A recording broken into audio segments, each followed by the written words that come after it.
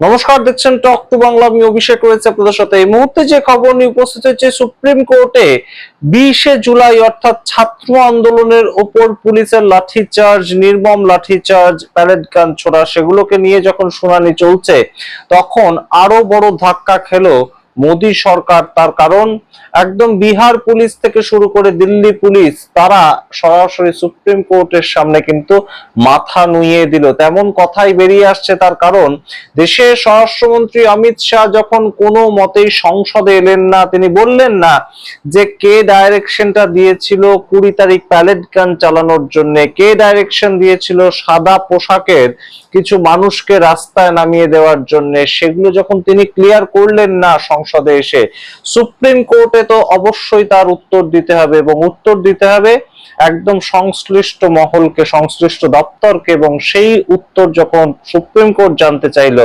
তখন একদম সরাসরি সত্যি কথা বেরিয়ে এলো, এবং যে সত্যি কথা আর কাউকে না হোক অমিত শাহকে কিন্তু বেকায়দায় ফেলতে পারে, অমিত শাহের চেয়ারকে বেকায়দায় ফেলতে পারে, সেরকম একটা প্রেক্ষাপট তৈরি হয়েছে। তার কারণ একদম বিহার সরকার, তারা বিহার পুলিশের তরফ থেকে সুপ্রিম কোর্টে বলা হয়েছে সরাসরি যে AK-47, AK-47 যে বন্দুক, সেটা চালানো হয়েছিল ছাত্রদেরকে দমন করার জন্য, কিন্তু সেটা হাওয়ায় ফায়ার করা হয়েছিল। এই কথা যখন তারা মেনে নিয়েছে, ঠিক তখনই কিন্তু একদম দিল্লি পুলিশ তাদের পক্ষ থেকে আরো বড় খুলাসা, তাদের পক্ষ থেকে আরো বড় কথা স্বীকার করে নেওয়া হয়েছে। কি সেটা?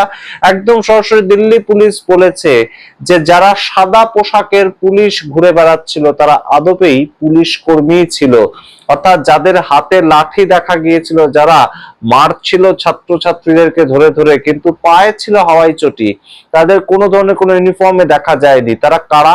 দিল্লি পুলিশ কিন্তু সুপ্রিম কোর্টে জানিয়েছে যে তারা পুলিশ কর্মী ছিল, অর্থাৎ সরাসরি কোথাও গিয়ে কিন্তু সম্পূর্ণ বিষয়টা 20 তারিখের সম্পূর্ণ বিষয়টা যে প্ল্যান্ড ওয়েতে হয়েছে। এই যে সাদা পোশাকের কর্মী, এই কারা? এরা কারা? এরা যে সাদা পোশাকে এসেছিল তাদের কি পরিচয়, তাদের কারা কারা অ্যাপয়েন্টেড হয়েছিল সেই সাদা পোশাকে সিভিল ড্রেসে থাকার জন্য, এগুলো নিয়ে রাহুল গান্ধী অমিত শাহকে প্রশ্ন করে চিঠি লিখেছিলেন। সংসদে দাঁড়িয়ে বারংবার তিনি বলেছিলেন যে প্যালেট গান চালানোর অধিকার একমাত্র যে ডাইরেকশন, সেটা দেশের স্বরাষ্ট্রমন্ত্রী বা দেশের প্রাইম মিনিস্টার না দিলে কোনো পুলিশ কর্মী চালাতে পারেন না। The use of force can only be authorized by the Home Minister. No. It cannot be authorized either by the Home Minister or the Prime Minister. তো সেই কথাগুলো যখন রাহুল গান্ধী বলেছিলেন, তার কোনো উত্তর আসেনি সরকারের পক্ষ থেকে। সরকারের পক্ষ থেকে একমাত্র জিতেন্দ্র সিং, তিনি বলেছিলেন ম্যাজিস্ট্রেট সেই ডাইরেকশন দিয়েছে, এতে মন্ত্রীর কিছু করার থাকতে পারে না। কিন্তু আদপেই কি তাই? মন্ত্রী কি কিছুই করার থাকতে পারে না? এই প্রশ্নের উত্তর সুপ্রিম কোর্টে সরকার কিভাবে দেয় আমরা দেখব, সলিসিটর জেনারেল তুষার মেহতা কি উত্তর দেয় আমরা দেখব। কিন্তু গুরুত্বপূর্ণ বিষয়টা হচ্ছে যে এই সামগ্রিক প্রেক্ষাপটে দাঁড়িয়ে কিন্তু আরো চাপ বাড়লো। তার কারণ AK-47 সেটা কিভাবে চলতে পারে, এই প্রশ্ন বারংবার যখনই করা হয়েছে তখনই আমরা দেখতে পেয়েছি বিভিন্ন ধরনের বক্তব্য উঠে এসেছে। ছাত্র আন্দোলনকে দমন করার জন্য AK-47 এর ব্যবহার কেন করতে হলো? ছাত্র আন্দোলনকে দমানোর জন্য প্যালেট গানের ব্যবহার কেন করতে হলো? এবং আপনারা জানেন নিশ্চয়ই, ইতিমধ্যেই কিন্তু সাফদারজং হসপিটাল এবং তার সঙ্গে আরেকটি হসপিটাল, সেই হসপিটালগুলো থেকে কিন্তু 10 জনের RTI করার মাধ্যমে জানতে পারা গিয়েছে, যেটা সাকেত গোখলে করেছিলেন তৃণমূল কংগ্রেসের পক্ষ থেকে, যে সেদিন কিন্তু প্যালেট গানের দ্বারা আহত হয়ে 10 জন সরাসরি এই দুটো হসপিটালে ভর্তি হয়েছিল। সুতরাং অবশ্যই কিন্তু এই বিষয়টা গুরুত্বপূর্ণ, এবং সুপ্রিম কোর্টে যখন দেশের একদম সর্বোচ্চ ন্যায়ালয়ের সামনে দাঁড়িয়ে দিল্লি পুলিশ স্বীকার করছে যে আমাদের পক্ষ থেকেই পুলিশ কর্মীরা সাদা পোশাকে ছিল, তখন অবশ্যই এই বিষয়টার গুরুত্ব আরো বেড়ে যায় এবং প্রশ্ন আরো তীক্ষ্ণ হয় যে স্বরাষ্ট্র দপ্তর থেকে কি তাহলে অর্ডারটা দেওয়া হয়েছিল প্যালেট গান চালানোর জন্য? এই প্রশ্ন অবশ্যই উঠবে। তার কারণ সরাসরি আমরা দেখতে পেয়েছি প্রশ্নের কোনো উত্তর দেননি অমিত শাহ। তিনি একদম চিঠি লিখেছেন ওম বিড়লাকে যে আমি আসতে চাই, আমি উত্তর দিতে চাই, কিন্তু শেষ দিনে আসলেন তিনি, কোনো উত্তর তার দেওয়ার মতন কিন্তু জায়গা তৈরি হলো না। বন্দে মাতরম গাওয়া হলো এবং তার পরবর্তীতে শেষ হয়ে গেল সংসদ অনির্দিষ্টকালের জন্য। সেটা যখন আমরা একটা ছবি দেখলাম, ঠিক তার পরের দিনই আমাদের কাছে কি খবর এলো? রাহুল গান্ধীর নামে বিশেষ অধিকার অধিকার হননের নোটিশ, একদম বিশেষ অধিকার নোটিশ, সেটা চার্জ করা হয়েছে লোকসভার স্পিকারের সচিবালয় থেকে। তার কারণ, তার বিরুদ্ধে কি অভিযোগ উঠেছে যে তিনি সরাসরি দেশের স্বরাষ্ট্রমন্ত্রীকে আপত্তিকর কিছু কথা বলেছেন। কি বলেছেন তিনি?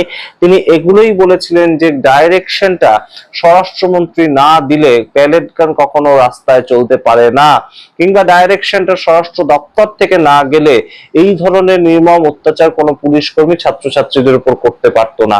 এই কথা বলার জন্য রাহুল গান্ধীকে একদম সরাসরি নোটিশ সার্ভ করা হলো, কিন্তু ওম বিড়লা তার পক্ষ থেকে একবার বলতেও পারলেন না। সিপি রাধাকৃষ্ণন রাজ্যসভাতে অন্তত কিরণ রিজিজুকে বলেছিলেন অমিত শাহকে আসতে বলুন সংসদে, বিরোধীরা এটা দাবি করছে, বিরোধীদের দাবিটা আপনি অন্তত পৌঁছে দিন। এই কথাটা সিপি রাধাকৃষ্ণন যেমন বলেছিলেন, ওম বিড়লা সেটাও বলতে পারলেন না। তিনি একটা নোটিশ সার্ভ করতে পারলেন না এতদিন ধরে।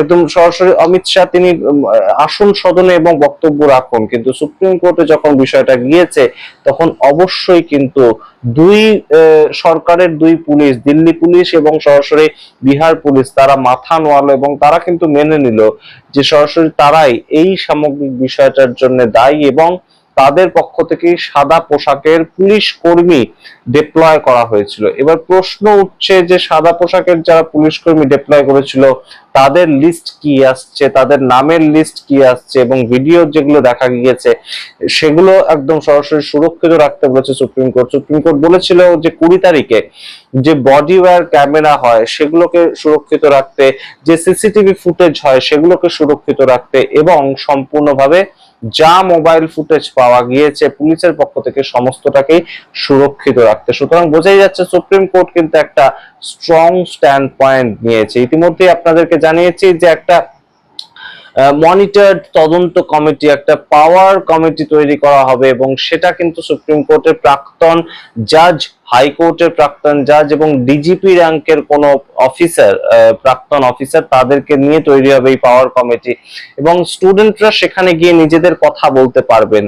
তো এই যে পরপর একটার পর একটা প্রমাণ যুক্ত করছে সুপ্রিম কোর্ট, সেগুলোকে শেষ পর্যন্ত নিয়ে যদি তারা আলটিমেটলি কোনো অর্ডার দেয় তাহলে কিন্তু বোঝাই যাচ্ছে ব্যাকফুটে সরতে বাধ্য হবে মোদী সরকার। এবং রাহুল গান্ধী তিনি একদম সরাসরি যে কথাগুলো বারংবার বলে এসেছিলেন সেগুলোই কিন্তু আবারও প্রমাণ হবে যে দেশের স্বরাষ্ট্র দপ্তর বা স্বরাষ্ট্র মন্ত্রীর তরফ থেকে ডাইরেকশন না গেলে কোনো মতেই প্যালেট গানের মতন বিষয়টা অ্যাপ্লাই হতে পারে না। এবং দিল্লি পুলিশ তো এখানে সরাসরি স্বীকার করে নিল যে আমরা যে সাদা পোশাকের কর্মী নিয়োগ করেছিলাম সেটা আমাদের তরফ থেকেই করা হয়েছিল।